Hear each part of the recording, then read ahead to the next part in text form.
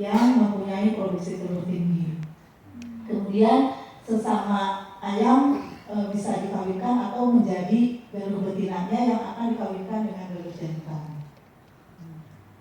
Nah, ini adalah untuk seleksi galur jantannya. Nah, ini GP ya yang terus menerus. Nanti kalau hasil daripada seleksi GP jantan dikawinkan dengan betina menghasilkan galur jantan yang parent stock. Nah, ini kriteria untuk galur jantan yang utamanya adalah FCR, pertumbuhan, mortalitas, kemudian ini pendukungnya produksi telurnya juga dilihat, fertilitas, daya tetas. Nah, dan lagi kalau misalnya kita mau menentukan warna-warna ciri-ciri khas tertentu dari suatu ayam lokal tersebut, bisa dilihat warna bulunya seperti apa, kulitnya, kakinya, dan sebagainya. Karena untuk ayam lokal kita itu sangat bervariasi secara fenotip dari segi eksteriornya. Nah, kemudian kalau misalnya sudah mempunyai galur murni masing-masing, bisa disilangkan antara male lain dengan female lain menghasilkan ayam-ayam komersial.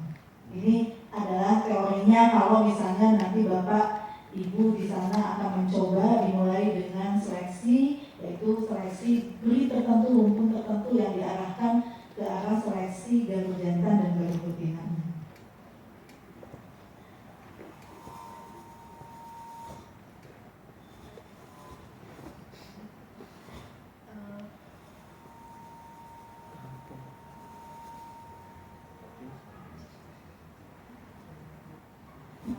Yang kita punya di sini adalah yang ditingkatkan produksinya, yaitu yang mempunyai nilai ekonomis tinggi, yaitu ayam kampung ya. Ayam kampung sekarang namanya setelah hasil seleksi sudah menjadi ayam kampung KUB. KUB itu kampung unggul badan litbang. Badan litbang itu adalah AARD ya, di bawah Ministry of Agriculture ya.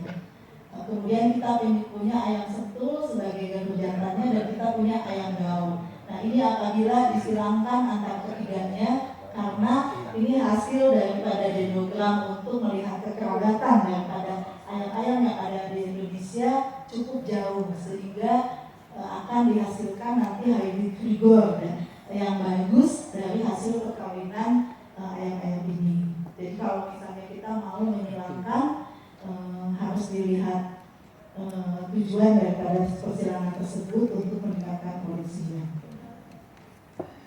Nah, memang kunci daripada breeding adalah tujuan yang utama. Tujuannya itu untuk menghasilkan yang mana dulu, apa galur betinanya, galur jantannya untuk produksi daging, atau untuk produksi telur, atau untuk pensi dan sebagainya.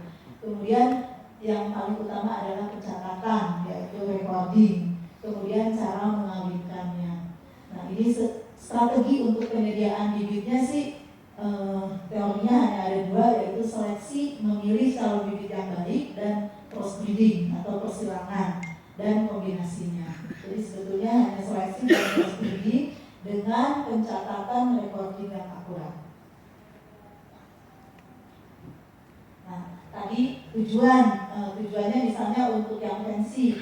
Nah, ini kalau kita di Indonesia punya ayam pelung yang suaranya bagus, itu untuk pensi, harganya juga mahal, tetapi permintaannya kan tidak kontinu setiap hari gitu, karena dia untuk pensi. Ada juga ayam cemani yang hitam semuanya, sampai kulitnya, sampai duburnya, sampai lidahnya semuanya hitam semuanya. Nah, itu juga biasanya harganya juga sangat mahal dan suka digunakan untuk acara-acara ritual mitos lah, seperti itu ya. Tapi kalau kita orang muslim nggak boleh ya. Nah, itu juga sangat mahal sekali ayam cemani. Nah, yang biasa dilakukan untuk industri komersialisasi unggas lokal saat ini adalah untuk menghasilkan daging dan telur. Nah, kalau pada kelompok peternak ini biasanya bisa dijadikan 3 segmen usaha. Jadi satu kelompok peternak itu ada pemeliharaan induk untuk menghasilkan telur tetas. Nah, ini induknya juga tidak banyak, biasanya sekitar 20 ekor, 30 ekor. Nanti satu kelompok dikumpulkan semuanya, disetor ke penetasan untuk menghasilkan DOC. Jadi ada yang khusus penetasan. Tetapi kalau sudah menjadi suatu industri, biasanya pemeliharaan hidup itu otomatis dengan penetasannya, sehingga yang dijual ke peternak adalah DOC-nya.